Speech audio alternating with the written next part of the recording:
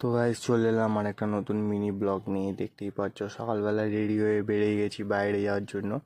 এবার বাইরে গিয়ে দেখি এরকম একটা বৃষ্টির ওয়েদার, ঘুম ভাঙতেই দেখি বৃষ্টির ওয়েদার। আর দেন আমি উঠলাম, উঠে ফ্রেশ ট্রেশ হলাম, তারপরে ভাবলাম যে একটু কাজ করে নিই।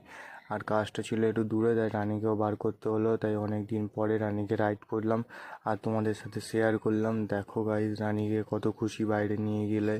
আর বাড়ি এসে দেখি কাজ মিটিয়ে এরকম পনির রান্না হচ্ছিল, তাও নিরামিষ পনির। আমার তো মুখ দিয়ে জল বেরোয় গিয়েছিলো।